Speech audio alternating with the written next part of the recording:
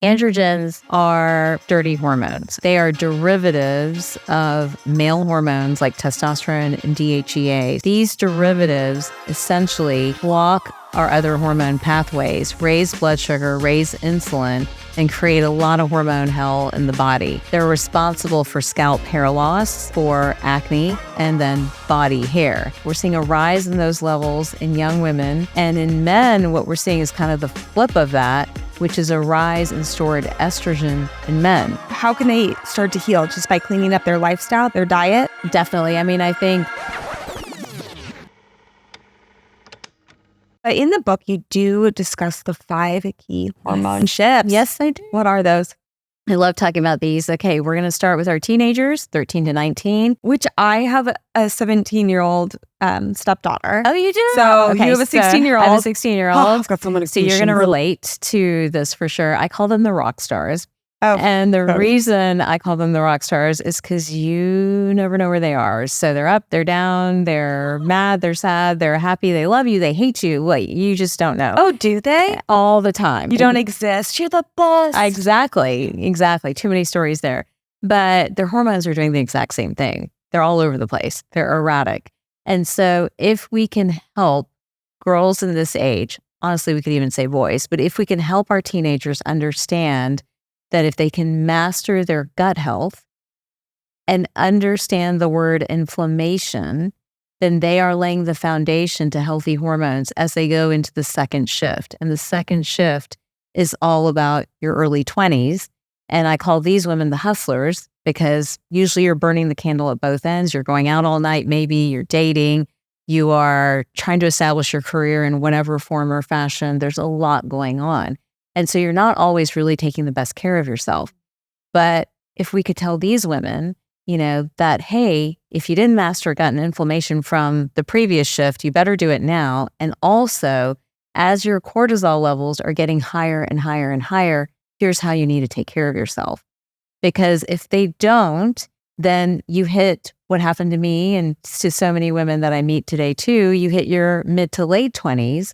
And that's again where these symptoms are now no longer symptoms that you can ignore.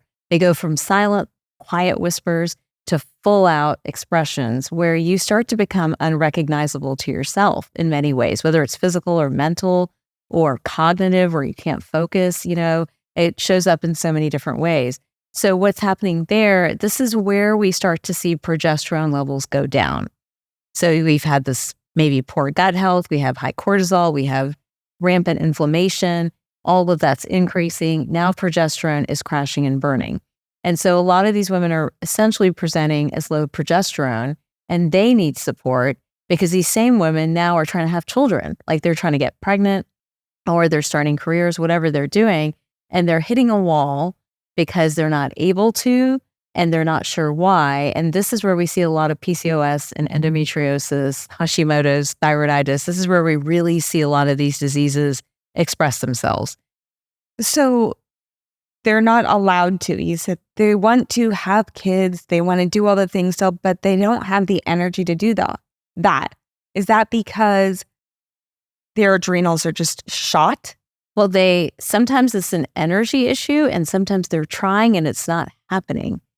And it's because because their adrenals are shot, their progesterone has crashed, usually indirectly some other metabolic markers are off, and that becomes the block. And so usually, it's the IVF route, right? Everyone starts running, I'm going to do rounds and rounds of IVF, I'm going to freeze my eggs, I'm going to do all this stuff. That's hard on the body too. Not that it's not miraculous that we're able to have that option, but we have to understand that it's hard on the body as well, and we have to take that into consideration. And so that's the third shift. And then going into the fourth shift is probably a really tricky shift. So the fourth shift is kind of perimenopause. So we went rock stars, hustlers, superstars are the women in their late 20s. Superstars. They're the women. We didn't say that. So we didn't call them that, but they're the women in their late 20s, early 30s. Okay. And from there we move to superwomen who are the women. Wait, superstars and then superwomen? And then superwomen, because we're moving on up. They're the ones who really, I feel like, are the most stressed out of all the different. Fuck, I'm a superwoman. And here's why, because you're at the peak of your career, or your career's doing this, you usually have a lot of familial responsibilities. You may start to have more parental responsibilities, right? And there's just a lot more on your plate. Usually, lose your friends because everyone's busy. The community's falling apart. That's true. And because actually, that's a really good point, because when you're in the young kid or baby kid phase, I feel like there's more community there.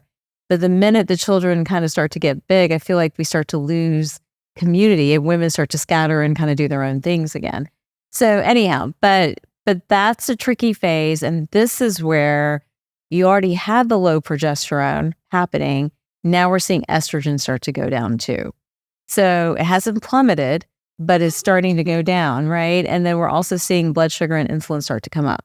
But these are natural patterns that have answers. Like, they just need support. And then from there, those super women cross over into menopause, right? Where there's hormone depletion.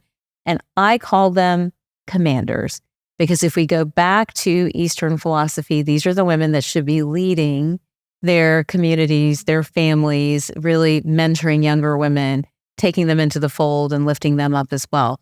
So those were the 5 hormone shifts. And in the book, we get obviously more in depth about like what each shift involves, what to test, how to deal with each shift, the things you can do, that are quick and easy, and then what to do if you want like a deeper dive into all of that as well. So I want to jump back to some of the stages, because we did have that, connection with the teenager, especially the teenager. We love our teenagers. Teenagers. They're so great because they remind me of when I was a teenager and I was so awkward.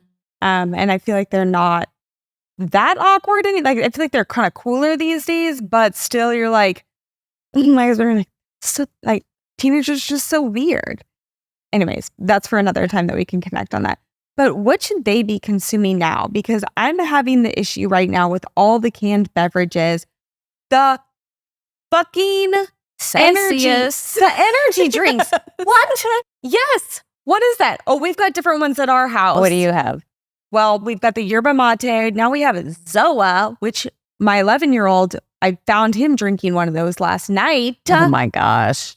My husband, I was like, you should make him run around the block 5 times. We're having a Celsius fight. Like, what is the deal? Is it like a cool factor? It's TikTok. Like, it's whatever's on TikTok. It's whatever TikTok says is cool, is right, is it. So first I got the Monster. I dealt with that one for a little bit. But it was like, well, this is healthier than coffee. I'm like, how? And why are you drinking coffee? But that's a whole separate conversation, But what is it doing to their hormones over time? Bad. It's too much caffeine. So we have multiple issues with it. You've got the caffeine in some of them, right? I mean, we can pick them apart, but a lot of them have too much caffeine. That's driving cortisol up. Someone like my daughter, I don't know about yours, but she can't get a good night's sleep. She's up super late. She's waking up really early. About to get her an Oura ring for her so she can start to educate herself about her sleep. But I know it's because she's drinking those stupid drinks. And they don't allow her to get deep REM sleep and deep sleep, which rests the brain. Then she's telling me that I'm having trouble focusing. Well, you might focus better if you slept more, So I think the caffeine is a problem. The other problem is the actual carbonation and how it impacts the pH of the gut. So that's another issue as well. You're kind of wearing away the gut lining between the caffeine and the carbonation both, because that's all they're doing, right? So that's your second issue, is that we're impacting gut health dramatically with some of those drinks. And then I do think it indirectly might impact the microbiome as well. So when we started with talking about these hormone shifts with the girls and called them rock stars, the gut and inflammation were the 2 concepts I wanted them to master. And a lot of what they're doing currently is in complete opposition to having a healthy gut and to keeping inflammation at bay. Well, and truly, it's hard to make any teenager do anything that they don't want to do. So it's almost like they have to, witness failure themselves or be in bed for a week because they don't gods know why. They don't feel well, their stomach aches, but the carbonation decreasing their gut lining, that's a new one for me, actually. I didn't know carbonation truly did that. I thought it just was like a phosphoric acid and depleted your bone. That too. That's another one. what should they be consuming? Like, what would be the best thing for them? If one of them were like, one day they woke up and they're like, you know what? Today is the day I'm going to throw away the Red Bull, the Celsius, like no more cans for me, just water with a little lemon, ginger. But you know what my daughter has been doing, and I don't know why. I think it's because all the stuff has been making her feel bad. She started making herself a green smoothie every single day. Now, that might be a reach, right? But she's literally taking spinach and celery and all this other stuff and blending it together, and she has it every single day. So that's fantastic. But in between Celsius and green smoothies is flavored water, right? Like, how about flavored water that you can drink throughout the day? Natural flavoring. Please tell everyone in my household what natural flavoring does to you. Natural flavoring is not really natural. How's that? So really, when I'm saying flavored water, I'm talking about adding fruit to water, drinking that, right? Adding lemon to water, drinking that. That's more of what we want them doing. And I think that if we can make it cool and they can have fun with it, they would do it. If their friends are doing it, they would do it. You know, I call it sex up your water. Yep. Oh, I like that. That's a good one. That's a good one. I'm going to borrow that one. Yeah. I love it.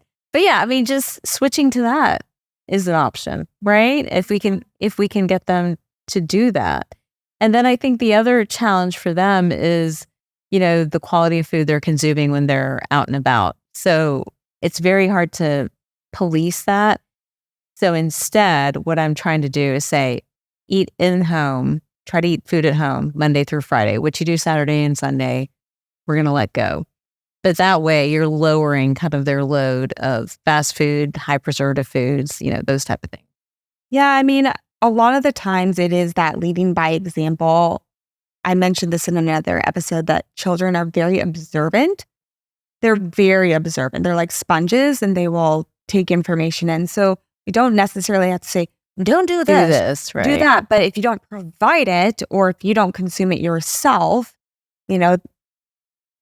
drink water instead of a carbonated drink or something of that matter. Learning by seeing.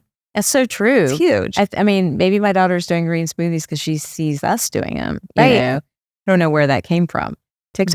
But maybe it's TikTok, right? I can't take all the credit. It might be TikTok. But you're absolutely right. Like having those healthy habits as a family and them being able to watch that, then that's hopefully something that they carry with them. Yeah, just providing the sources as much as possible. But you mentioned before that you work a lot around the practice of Ayurveda. Mm-hmm. So explain to people, because I'm like, what? What is it? How do you apply it? Why do you apply it to your patients, their lives? And what are some of the astounding results that you've seen? Definitely. So Ayurveda is a very old, some say it's even the oldest system of medicine out there. But it's rooted, or its origins are in India for sure.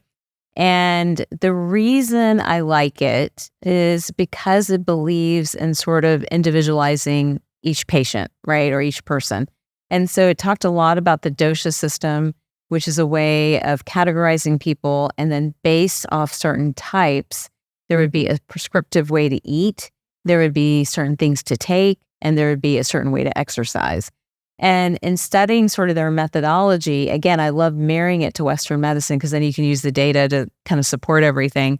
But in studying their methodology, they were on track, so they talk about, this pitta dosha that's very much a go-getter, has a lot of fire in their system, has a lot of energy, but they will typically burn themselves. And the first thing that they burn is their gut. The gut's the first to go. And from a hormonal standpoint, we see that play out in the thyroid and cortisol and some of these other hormones. And so their remedies and their treatments are actually not that complicated and pretty effective. So when you're thinking about the toolbox, the reason I love Ayurveda is for two reasons. It's one, it helps me understand a patient very quickly. And secondly, it expands what I'm able to offer somebody, right? Like your pitta, we need to follow take dairy out of your diet. We also need to add in more gut work because your gut is very fragile as a pitta. I know that right away without labs. And then from there, we can recommend things like what are activities or foods that are going to cool a lot of this fire. Are you in your talking to me system. directly? No, I'm not. No, but I am. Are you Pitta? I'm pretty Vata Pitta. I was going to say Vata. I am too, Vata Pitta. But anyhow, so it helps us with understanding the person in front of us. A Pitta needs movement, right? There's so much fire. They need movement, but they need balanced movement, not all like HIIT and cardio and weights. You know, they need some balance and some mixing up. Whereas a Vata, you know, the other type is not grounded. They're kind of separated from their physical body. So they need a lot of help getting into their physical body and grounding. So they do better with things like yoga, Pilates, but they don't have the bandwidth to do a lot of heavy weights and heavy lifting and things like that. So that's that methodology of thinking about somebody that way, and then being able to match them to the right diet and to the right, you know, sort of things to take and ways to live their life is something that I love about Ayurveda. And you had the third one, which is Kapha. Kapha is the third one. Kapha, again, is more of sort of the nurturer. They move a little bit slower. They may gain weight a little bit more easily. They're typically, though, personality-wise, and Ayurveda says this, they're the nurturers. Like, they really take care of a family unit, right? But their sticky point is oftentimes that they often suffer from depression. They have a lot of issues with blood sugar regulation, and they need a lot of movement. Like, they need to move throughout their day. They need the heavy weights. They need these things. And so, you know, if you've got a person sitting in front of you, and you can be blends of any of these, right? You can be Vata Pitta, Pitta Kapha, Kapha Vata. You have all these different blends that you can be. But, you know, if I'm trying to start you on a roadmap to you by using Ayurvedic principles and trying to find your dosha and then understanding your Chinese medicine component and putting those two things together, I can do a whole treatment plan just starting there. And then we use the labs to make sure we're on the right track and then to redirect if we need to. I'm coming to you. But, you know, going back to the gut and hormone connection, right. We talked about the whole body in maintaining those hormones. You dive really deep into the specifics of nutrition. So what is one key nutritional deficiency that both men and women might have, or that shows up more prominently? And how can one attain the benefits through foods? Men and women. I think it's both. I'm going to have to go for B vitamins and the family of B. Everyone thinks I'm just talking about B12, but I'm talking about B6. I'm talking about folate or B9. All of them need to be methylated. I would say zinc is another one, and magnesium. I think those are three deficiencies that I see probably first here. If I go down to the next level, it's omega-3 fats and vitamin D. We see those deficiencies a lot as well. There are multiple reasons for those deficiencies. It's either food quality, it's genetics, it's how you absorb the foods that you're eating, all of those different things. But remember, your lean proteins, your lean meats are going to have a lot of B vitamins in it. Your leafy greens have a lot of magnesium. Your nuts and your seeds are going to provide the body with a lot of the zinc, if that's, you know, the direction that you need to go in. And then again, your fatty fishes have a lot of vitamin D and have omega-3 fats. So, you know, when we think about healthy foods, like I'm always thinking, how do I get omega-3s? Well, salmon, tuna, eggs, leafy greens, whether it's spinach, kale, you pick your green, dump it in that category. Nuts and seeds for the different minerals you can get. And then some of those leafy greens too, by the way, have a lot of magnesium as well. So those are some of the foods that you can bring into your diet that do make a difference when it comes to hormone. Because it's one of those things that people are like, I don't have enough money, or I don't know which supplement to get. And supplements, to be honest, you can just pee out your money. Right. And it can be overwhelming too. I mean, it seems like an easy fix, but I guess with any of these suggestions made, what I always like to tell people is just like, take baby steps, you know, or else you're going to get overwhelmed and you're going to give up. Take baby steps, maybe add another vegetable in your meal. And I mean, I just think this whole thing is a journey. And I think that, you know, you have to start where you feel comfortable. And if it starts with food and working on your diet, start there, you know. And if you are not ready to embrace the conversation around food and that feels overwhelming or like too much, sure, start with supplements. But at the end of the day, you can't out supplement a poor diet, You right? cannot out supplement a poor You diet. can't, it's just not possible.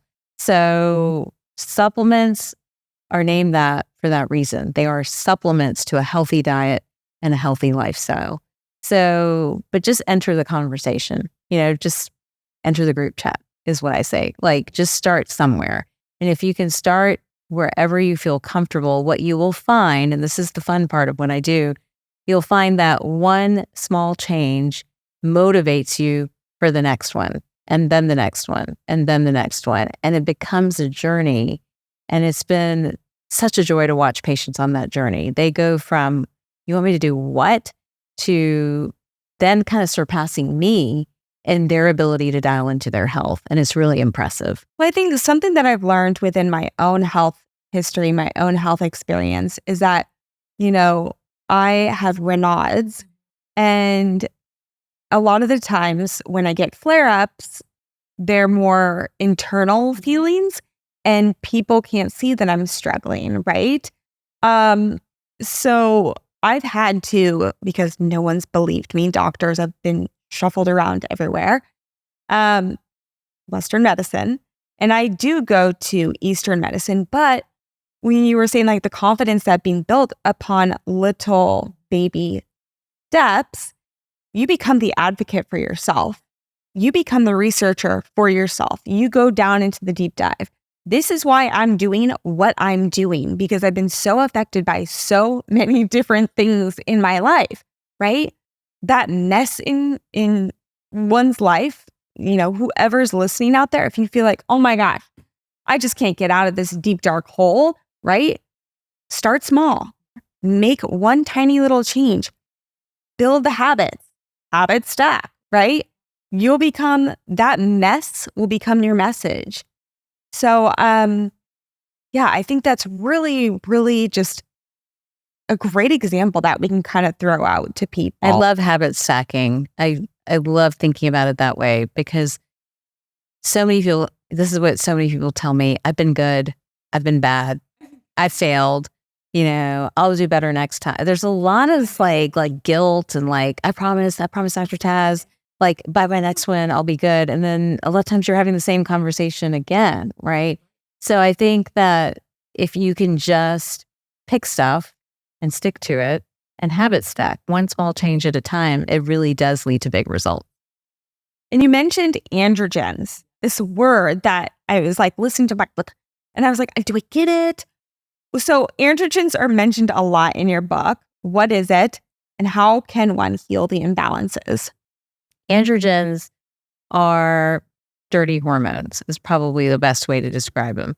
So they are derivatives of male hormones like testosterone and DHEA. So DHT is an androgen. All of those are androgens, by the way. So DHT is an androgen.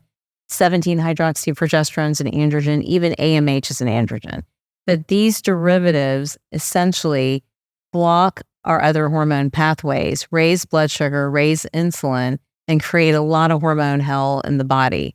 So they're responsible, for example, for acne, especially like cystic hormonal acne. They're responsible for scalp hair loss and then body hair. And so the reason I probably wrote about androgens so much is that they are responsible for the uptick in PCOS, or polycystic ovarian syndrome. And I think they are really I think they're on the rise because of the overall increased chemical load that all of us are getting exposed to from a very young age, even in utero and beyond. And when we look at some of these chemicals, whether it's glyphosate or phthalates or parabens or any of these things, it does have an androgenic impact on our hormones. So it's skewing us that way. So what we're seeing is that we're seeing a rise in those levels in young women. And in men, what we're seeing is kind of the flip of that, which is a rise in stored estrogen in men. So girls are getting androgenized, boys are getting estrogenized. So our chemical load is creating a massive hormone shift amongst our population. So men are becoming more feminine and females are becoming more masculine. Indirectly, yes. In order to make someone else that's selling a product out there more money. In the end, that's what I think about it. Yeah. Dirty hormones. It's just dirty hormones. It's probably the best way to do that. how can they start to heal? Just by cleaning up their lifestyle, their diet? Definitely. I mean, I think the biggest thing is cleaning up diet. That's always your starting point. The second is thinking about the liver. The liver is really the laundromat of the body. So really understanding where some of these chemicals are entering. Is it food, body care, skin care, home products? Like, where is the stuff coming from? And then doing things to support the liver, and also remembering that toxicity is, yes, from the environment, but it's also from our stress and our emotional trauma and grief and all these other things that we carry within us. I mean, seriously, my relationship that I have right now with my liver, because I sound like a whole bag of worms. I promise, like I'm okay. I'm fine. But I'm going through mold detox as well. And so my liver, my master detoxer, is a little overburdened. And so when you talk about liver, when you talk about high cortisol levels, my husband and I are both extremely high right now. I'm taking something that's trying to help me calm my central nervous system, but everything else just goes even more haywire with that. So you were mentioning, as the master detoxifier, the liver. What does it do for us? And what does it do specifically to our hormones? These are such good questions. So the primary responsibility of the liver is to grab things in the body that are not supposed to be there, package them, and send them back out. In doing so, it also indirectly regulates blood sugar. When it's not able to do its job because it's bogged down, just think about like a incoming stream of stuff and it's getting clogged up and it can't do that job, we develop hormone imbalances. And those hormone imbalances include things like high androgens, the estrogen dominance, high insulin or blood sugar levels. So those hormone imbalances in turn disrupt everything else. So a lot of PCOS, by the way, polycystic ovarian syndrome, a lot of that is rooted in poor liver health. And some of it is dictated by genetics, right? There are certain genes where the liver is just not as efficient as it may be in somebody else. So cleaning the liver, supporting the liver, doing a detox periodically, right? Wait, hold on. That's a great example. And then you're going to go back to the rest of the list. But the detox, oh my gosh, so many people are like, cleanse, detox. Whoa, they're pretty different things if you think about it. So explain the differences to the audience. What is the difference between a detox, and what is the difference between a cleanse and a liver-specific detox? A cleanse to me is just the removal of foods and products that are inflammatory. That's what a cleanse is. So you can go on a juice cleanse where you're just getting rid of foods that are inflammatory, you're giving the gut a rest, but that's not necessarily a detox. A detox is where you're really trying to activate, again, not to be too sciencey, but trying to activate phase 1 and phase 2 detox pathways that take place primarily in the liver and then secondarily in the gut and through bile and through these other systems. So a detox targets the liver, the gallbladder, and the colon, all three of them. And detoxes are done by, same as a cleanse, removing inflammatory foods and foods that you shouldn't be eating, but they are leveled up a little bit. And the level up is there's a lot of liver supporters typically in a detox, or things that are sort of cycling up phase 1 and phase 2 activity. These can be natural. They can be different herbs and supplements. They can also be things that are sort of put together in different formulas so that ramping up of those two pathways actually happens. So there are a lot of liver detox that are packaged that have those type of products in it. And they are primarily intending to impact that system. So talking on a feasible level for people to detox their liver, because I know you could go to a center and be monitored and go through the whole thing. But what are some nutritionally feasible ways, even lifestyle practices, reduction of alcohol, or what does alcohol even further do to your liver? Well, alcohol to me is probably public enemy number 1, right? When it comes to liver health and hormones, because it contributes to that bogging down of those two pathways, and they can't do their job when they're overburdened with dealing with the alcohol coming in. So I think removal of alcohol is an obvious one. I think if we want to stick to a food-based way of detoxing, not one of these sort of packaged things that even we at the clinic have when it comes to detoxing, But a food-based way would be to really up the amount of foods in your diet that contain glutathione, which is an antioxidant. Glutathione helps cleanse the liver, helps to move things through, oxygenates the cells. So it really acts as a great natural detoxifier. And it's going to be in a lot of our greens and deeply pigmented foods and berries and things like that. So filling up your diet with, the leafy greens, the yellow pigmented vegetables, a lot of these high antioxidant foods is a food-based way to do it.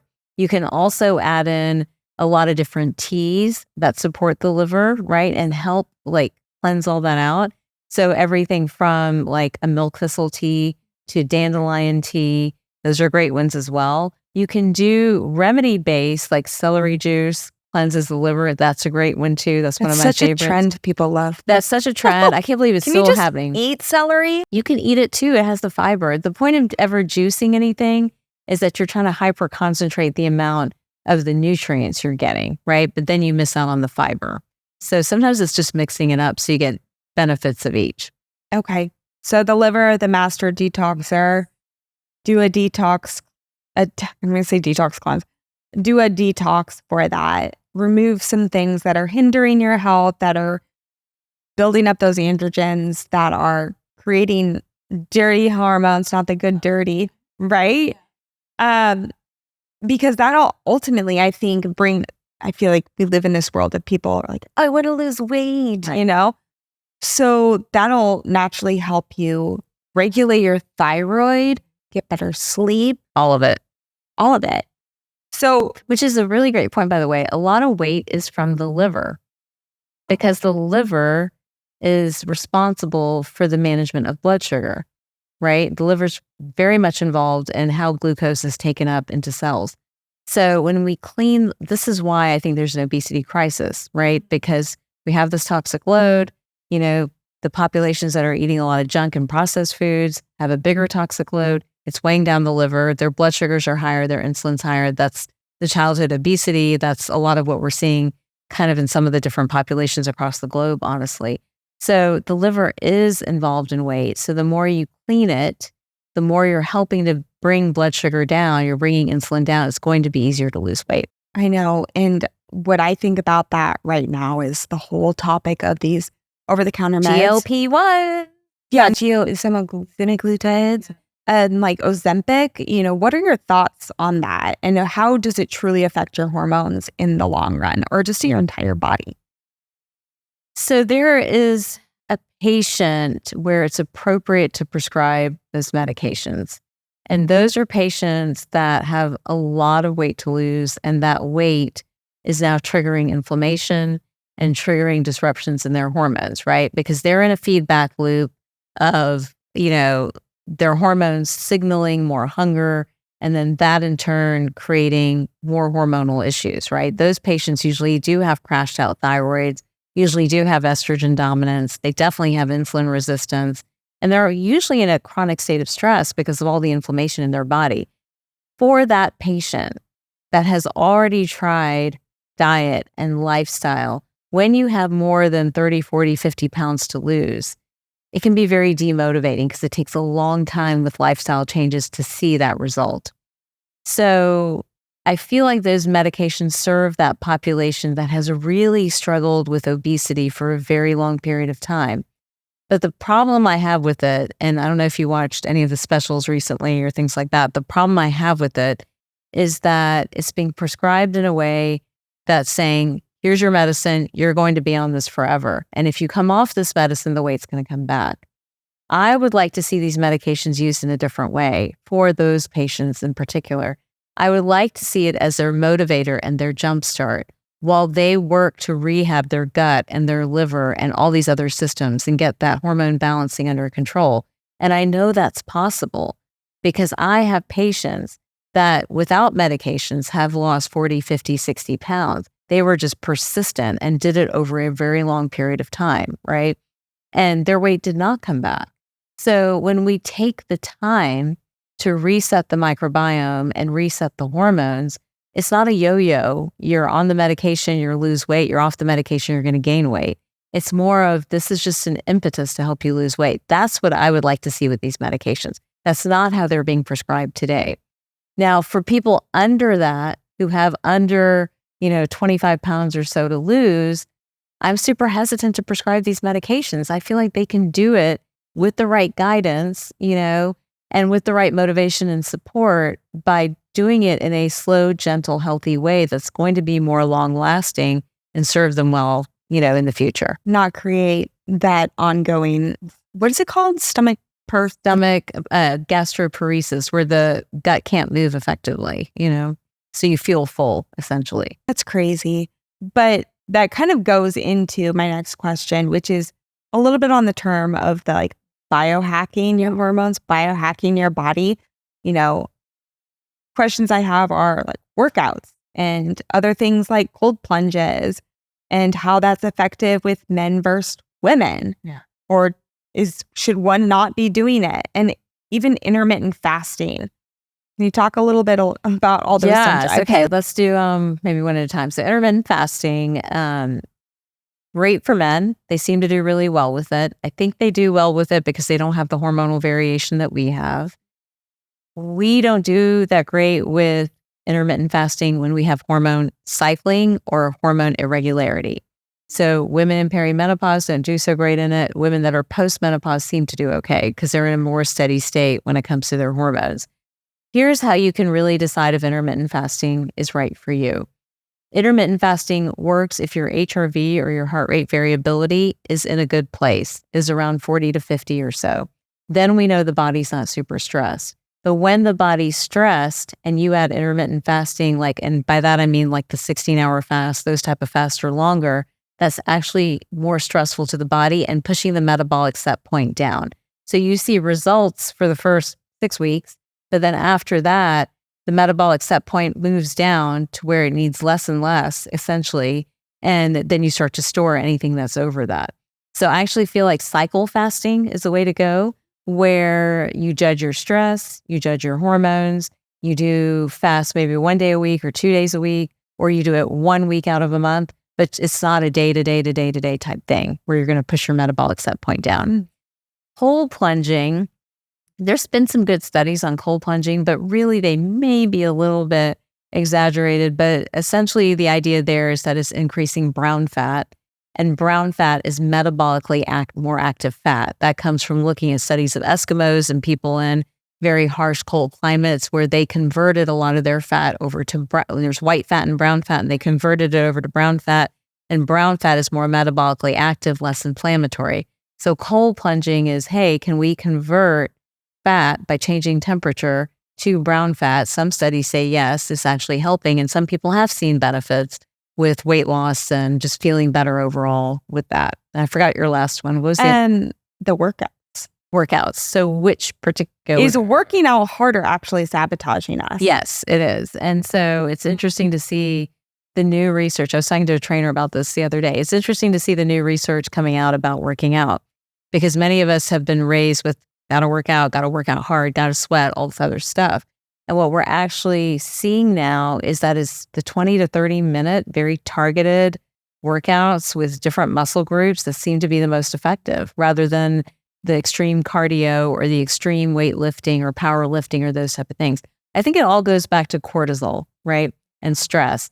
Anything that is exaggerating cortisol is actually working against the body, right? You can do it just like you can do anything stressful for a period of time, but either you do the recovery work around it, or you take breaks from it, or you cycle it. But if you're going to do it day in and day out, it's going to work against you. Oh my gosh. And we're jumping into environment. We talked about the central nervous system. I wanted to kind of retouch on that aspect about how environment is also super important to regulating that cortisol level. Oh my gosh, so much. So I hate sharing this because I'm just as guilty, but Wi-Fi, blue light, our phones are inflammatory. They're emitting EMFs, and we are able to now see very clearly. You can use imaging like thermogram and other types of imaging to show how EMF exposure is actually inflammatory. So that is one of our biggest inflammatory traits. We're all guilty. I'm right there with everybody else, right? We're all guilty, right? So that is a big environmental factor nowadays when it comes to what's happening with our hormones. The light is disrupting. Remember, we receive light through the pineal gland, and that blue light that we're getting in constantly is disrupting the hormone axis as well, right? Because that disrupts how melatonin is produced. So that's a big environmental trigger. The others are some of what we've talked about. It's like the chemical load that we're exposed to nowadays, the glyphosate we're exposed to, even when we're trying to buy organic or choose organic. These are things, it's still in the air. There's cross-contamination. So that's another one that we're having to contend with now. And then there's climate change, right? Like, I think there is an impact of climate change on our health because now there are new viruses, new bacteria, right? New sort of issues and diseases to deal with that we didn't have to deal with in the past. And it's making us more stressed out over it. Oh my gosh. I did have a question about the synthetic hormones, right? And hormone corrections, such as, for instance, thyroid medications, but then also synthetic hormones when you talk about like hormone replacements. Are you an advocate for any of those? So I like doing what's going to work, but work in a gentle way. So for some patients, they need thyroid hormone. There are bioidentical versions of thyroid hormone, but they're typically sourced from pig is usually where they're coming from. So there's like NP thyroid and Nature's thyroid and Armor thyroid, right? So they're bioidentical in that they act like ours. They're considered more natural because they're not synthetic. But for people that don't want anything associated with pig, they don't like those. So then we have to go to a synthetic option. The problem with synthetic, Synthroid or levothyroxine or some of the medications that are out there, many of us with thyroid issues have a gluten issue, right? Gluten will displace bromide, and bromide will displace iodine, or gluten has a lot of bromide, which then displaces iodine. And that actually leads to a lot of the thyroid conditions. Synthroid and levo have gluten in them. So there's an issue there. So sometimes we have to get it compounded or made in a particular way for a patient. When it comes to overall HRT, I always prefer bioidentical over synthetic because you can adjust the dose. It usually works with the body, but sometimes for certain patients, it's not as effective, right? The dose is too small. The delivery method is not effective. So then we go over to the pharmaceutical versions. And there are a couple that are now labeled bioidentical because certain components of them act bioidentically. For example, Vivel is one, Climera is another, and Prometrium is another one as well. But even with those, you have to watch what the body's doing with the hormone. So the argument I always make is that whether it is your hormone that you're producing, a hormone that I prescribe, bioidentical or synthetic, it still needs to be monitored and watched. And we still need to understand what the metabolites are doing. And then I am thinking about aging, obviously, with that, with thyroid, everything, hormones. That's what I think about when I think about aging is the hormone change. So when we talk about hormone replacement therapy, I want to hopefully go gracefully, but is that toxic to use? No, not when you're doing it in the right amount. It's all about dosing and the liver. So we're back to the liver again. A little tiny bit, like a spit dose of progesterone or a little tiny bit of estrogen, a bioidentical estrogen, is going to keep you vibrant from a skin, hair, cognitive standpoint. It'll help some of the markers of aging. We'll need more if you're having osteopenia or osteoporosis or any of those type of things, or more if you're suffering, and I've had all these patients, if you're suffering from depression or memory changes or things like that. They're not toxic. What is toxic, though, your own hormones can be toxic.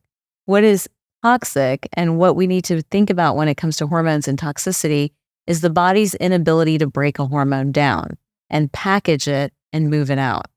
So your gut, this is why I wrote The Hormone Shift, because it's not an argument so much about which hormone is good and which hormone is bad. It's more an argument about what your body's going to do, whether it's your own hormone or one that someone gives you. So are you breaking it down? Are you metabolizing it? That means your gut, your liver, your gallbladder all have to work effectively. And if they're not and you're nutrient depleted, then that hormone is going to go the wrong way and you're going to have more of those dirty hormones, right? Or those hormone metabolites that actually trigger disease. And then that's when we see the estrogen-based cancers or the higher rates of inflammation or autoimmune disease or some of these things that you see in a random research study that comes out here and there. So it's the better question to ask is, the first answer is yes, hormones will help you slow aging down. Absolutely. Absolutely. When we're hormone depleted, aging happens faster, right? But replacing hormones is about what your body is going to do with a hormone. And if you've checked your hormones decade to decade, and you have a sense of what your chemistry has looked like, then when we get to that conversation about hormone replacement, we know exactly where to go, right? We know where your sweet spot is. And that's really what we want every person to find for themselves, is when you do the work of holistic hormone balancing, how much hormone do you really need? You may not need a lot, even me, I'm in my 50s and you'll laugh at my dose of progesterone. Like I wouldn't even tell a conventional GYN how much progesterone. They're going to be like, it's not doing anything. It's doing something. I know it's doing something, right? But it's probably under 10 milligrams 3 times a week. Standard dosing is 100 milligrams to start. If you give me 100 milligrams of progesterone, I'm going to be laid out on your couch, So this is the art of doing this, is really bio-individualizing it, personalizing it after you've done all this other work. Right. And not doing any guesswork, or just like educating yourselves, right? Instead of stuffing stuff into. That's a beautiful, beautiful answer. So we're wrapping up here. Okay. I have a couple of rapid fire questions. Rapid fire. Quick, fast answers. All right. What is your morning routine? Ooh, that's easy. All right. I wake up I was like scared. Wake up in the morning. I always start with a cup of tea. I spend about 10 to 15 minutes chit-chatting with my husband. That's like our bonding time. Then I try to peel away for about 10 minutes of meditation. I used to do it in the other order, but then he was getting neglected. So that's why the order is the way it is. And then I do about like 10 minutes or so of meditation. It depends on the day, but I try to get my workout in the morning as well. If I can't, then I'll usually do something at the end of the day. And then I jump into the day. I love it. So what's your everyday non-negotiable? Might be involved in that. My everyday non-negotiable, I have to have protein in the morning or I feel like crap. That's a beautiful answer I've never heard before. What's your protein of choice? It depends on where I am and what I'm doing, but I'm typically making a protein shake. On the weekends, it's like a full, like eggs, that whole deal. If I'm traveling, it'll be whatever I can get my hands on, yogurt, chia seed pudding, whatever we can do. So beautiful. And what is one easy toxic-free habit we can all start practicing today? Ooh, one easy toxic-free habit that we can all... why am I blank? Oh, I know. One thing I would highly recommend everyone to do is to really start to dial into thinking about your food. Plan your food, plan your meals. That'll keep you away, at least Monday through Friday. It'll keep you away from increasing your toxic load because you're now in control of what you're eating. Love that. And I assume your nightly routine, you're like, no blue light, anything special though? I'm not good about the blue light. Oh, okay. You're like, blue light. I'm not going to pretend. I'm not really very good about that. I'm working on it. Definitely working on it.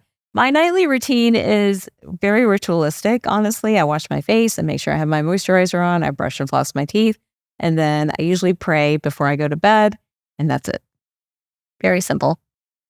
Where can our listeners view, find out more about you, buy the book, all the things, stalk you on the internet? Things. So you can definitely follow me on Instagram or TikTok. It's Dr. Taz MD. It's DRTAZMD. The book is everywhere books are sold, Amazon, Barnes & Noble.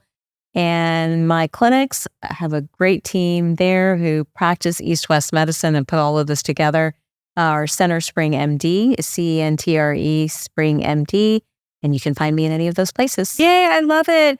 We'll put all of that in the show notes for sure. But follow both of us at Dr. Taz MD and at toxicfree.kb on Instagram. I'm actually on TikTok. Woohoo! I'm trying my best. I know. subscribe to our shows. I know you have a podcast as well. What's your podcast? It's Superwoman Wellness. Superwoman Wellness. I love it. So subscribe to both of our shows. Pass them along to a friend, a family member, your community. And guys, remember, you're doing your best and your best is great. I'm literally floating on cloud 9 from that last episode. You know, it makes me think about my past life, right? I'm living so many lives, but it makes me think about my youth and almost regretting that I was so hard on myself at certain times in my life and wishing I would have nurtured myself a little bit better. But knowing the information that I learned from Dr. Taz just right now, you know, it shows me of what I can build upon. She talked about building upon things. So it's not my one day, it's my day one starting today. So guys, before we truly end the show, let me get a little hot habits. Phone off. Phone off. That is my hot habit of the moment. I have created, get this, phone hours, phone boundaries, and actually phone time outs. You're probably thinking, how do you even do this? Well, I turn it on airplane mode. I flip that bad boy upside down. It's on Do Not Disturb. One night, actually, I had just lost it. I was too overwhelmed, too bombarded with things. I put my phone into our safe and I locked it up. Yes, folks, I put it in the motherfucking safe. Something that kind of told me that I was too connected to my phone was that the talk texts were coming into me, right? They were coming into me and I was reacting urgently, but I wasn't taking a priority upon working on the self-care with myself. I was having a talk text conversation with someone, and of course my earbuds were in, and someone was, voicing something to me. And I said, okay, I'm going dark. I need to focus. I need to turn off my email. And I responded to them. And then all of a sudden, I reacted to myself, but said it out loud. I said, thank you. Because they're like, no problem. I said, thank you. And you know what came back to me? Yeah, it was a no problem. You're welcome. It was Siri. And I was like, fuck this shit. The phone's going out the window. So that is my hot habit. And moving on to trendy trends. Trendy trends, we actually talked about this on the show, but the weight loss drug industry is at a high. Ozempic, Wegovy, Mounjaro, just to name a few. They strategically are around to help with diabetes and mostly for obesity, right? They work at the level at both the brain and the gut to reduce appetite intake and food. But guys, the problem with this is people that are grabbing these drugs that don't truly need it for their life or death health, it's causing a shortage. So think about that one. And a couple of stats is that in the US alone, 42% of people are obese. And by 2030, that is going to raise to 50%. So instead of trying to take the short drug, the short string of things and the shortcut, why don't you just work on changing your lifestyle? It's going to have to be baby steps, but baby, you better believe you can do it. I have faith in you. I know you can. Not every day is going to be rainbows and butterflies, but you have to keep trying. My question was, what's wrong here? Our food industry, our dirty hormones, as just mentioned in the episode. But remember, the baby steps. The risks with taking these drugs, I want to jump back into that, is that you can get acute gallbladder disease, acute kidney injury, and even potential risk for pancreatitis. Am I going to put this trendy trend into my life as a hot habit? A hell no. So, y'all take care, and we'll see you next time.